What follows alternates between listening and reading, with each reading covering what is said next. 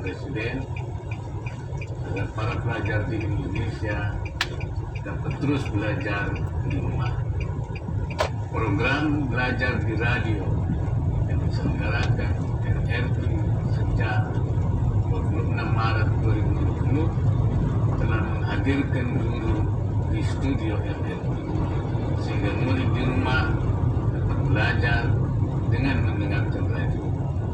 Mari kita dengarkan dan ikuti program belajar di RRI di kota Anda.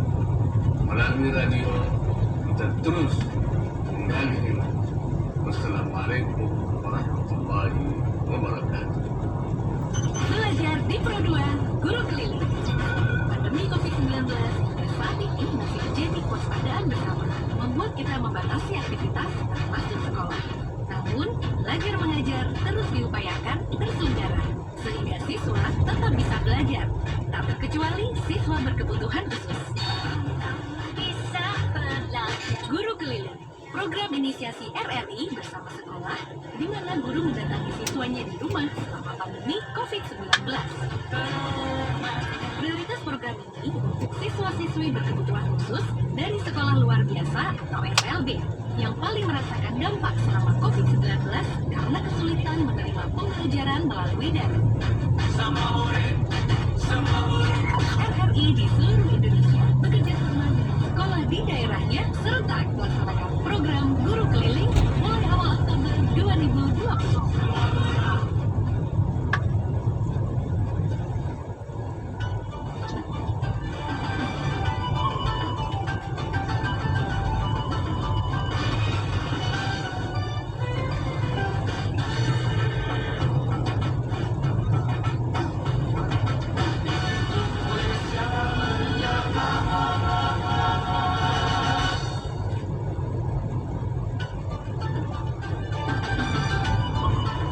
Indonesia Menyapa edisi sore.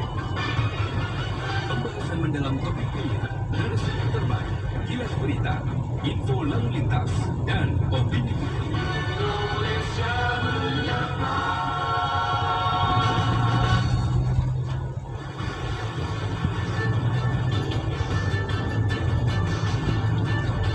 Polda Metro Jaya menetapkan selebriti Gisel Anastasia sebagai tersangka pornografi dalam kasus video mesum milik Gisel. Selain Gisel, polisi juga menetapkan seorang pria berinisial MYD dan MYD dijerat pasal 4 ayat 1 untuk pasal 29 dan atau pasal 8 Undang-Undang Nomor 44 tentang pornografi. Demikian juga dengan Gisel Anastasia. Pasien positif COVID-19 di Indonesia hari ini bertambah hampir 8.000 kasus, tepatnya di 7.903 kasus. Penambahan tersebut membuat total kasus positif COVID saat ini sudah mencapai 727.120 orang. Hari ini satu pasien, ini sudah mencapai 21.703 pasien. Pemerintah mengklaim telah melakukan pemesanan untuk memborong sekitar 426 juta dosis vaksin virus corona COVID-19 dari seluruh perusahaan internasional. Indonesia ini menyatakan pembelian vaksin dilakukan untuk mewujudkan kekebalan komunitas. Nantinya vaksin tersebut diperuntukkan terhadap 181 juta orang Indonesia. Selamat sore pendengar, saya Zaini bersama Anda di Indonesia Menyapa Sore. Inilah Indonesia Menyapa Sore selengkapnya.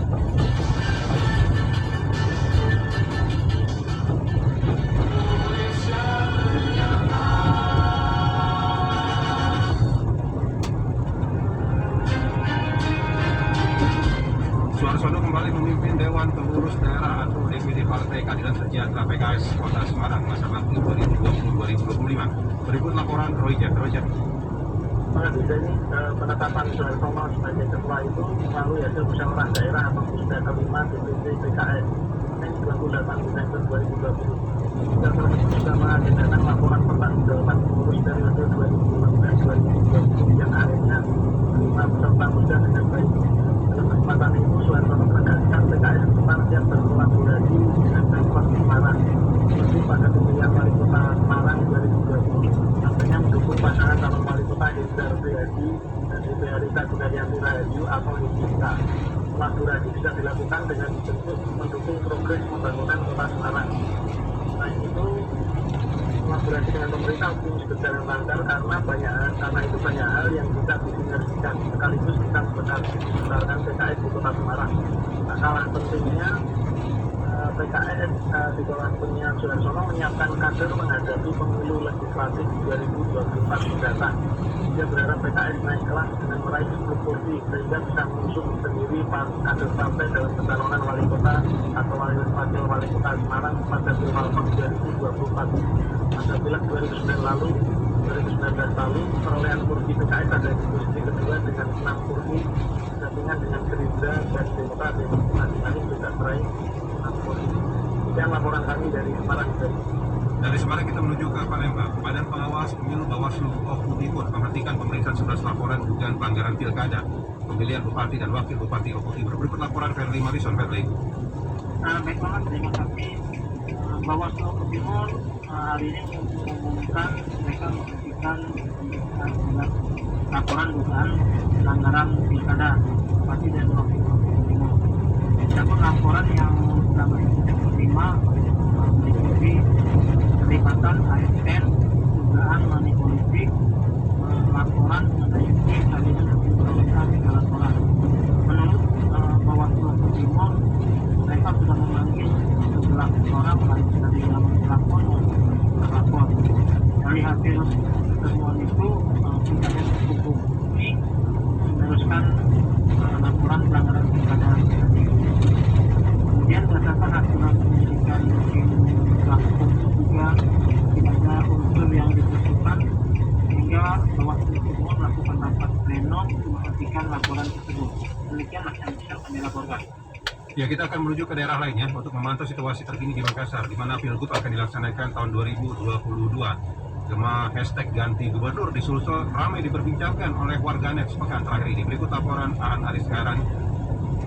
Ya, baik Seni dan pendengar RRI Pro 3 dimanapun Anda berada, dapat saya kabarkan bahwa saat ini kondisi politik di Kota Makassar hangat diperbincangkan, yaitu hashtag ganti gubernur 2022 secara konstitusional.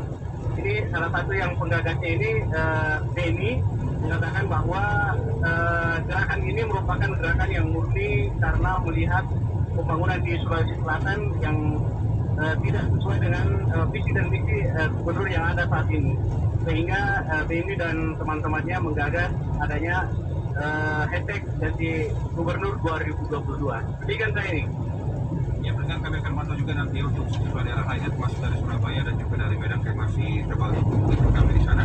Bagi Anda dimanapun berada, Anda juga bisa berbagi informasi di 0213523172 atau di 0213844545 atau di 081399399888. Kami pantau kemarin nanti bagaimana perkembangan COVID-19 karena pasien positif COVID-19 di Indonesia hari ini bertambah hampir 8.000 kasus. Tepatnya 7.903 kasus. Penambahan tersebut membuat total kasus positif COVID di Indonesia sekarang ini sudah mencapai 727.122 orang. Angka kematian per hari ini juga menembus 261 tambahannya. Tambahan angka kematian membuat total kematian akibat COVID di Indonesia saat ini sudah mencapai 21.703 pasien. Sementara itu, sebanyak 596.783 orang dinyatakan telah sembuh. Hari ini ada penambahan untuk kasus sembuh sebanyak 6.805 pasien. Sementara itu, pemerintah mengklaim telah melakukan pemesanan untuk memborong sekitar 426 juta vaksin virus corona COVID-19 dari sejumlah perusahaan internasional. Menkes Budi Gunadi Sadikin menyebut pemberian vaksin dilakukan untuk mewujudkan herd immunity atau kekebalan komunitas. Nantinya vaksin tersebut diperuntukkan terhadap 181 juta orang demi mencapai herd immunity. Setiap orang nanti diberikan 2 dosis vaksin sehingga dibutuhkan 426 juta dosis yang harus dibeli oleh pemerintah Indonesia. Nah, kami akan terus pantau nanti bagaimana perkembangan terkininya dari sejumlah wilayah termasuk cuaca. Karena BMKG juga masih memberikan peringatan dini cuaca untuk sejumlah daerah seperti Aceh dan sekitarnya. Waspada potensi hujan di setiap wilayah Sebusar, Aceh Singkil, bagaimana wilayah banyak? Masih memberikan peringatan untuk wilayah Banten soal gelombang tinggi di Selat Sunda bagian kemudian perairan selatan Banten dan Samudra Hindia Selatan Banten. Baik, kita menuju ke Banjarmasin. Dari Banjarmasin dilaporkan TPS di Banjarbaru mendapat penghargaan setelah Pilkada serentak 2020 selesai digelar. Berikut laporan Muhammad Dirga. Ya, Kota Banjarbaru memberikan penghargaan kepada TPS terbaik dalam menerapkan standar protokol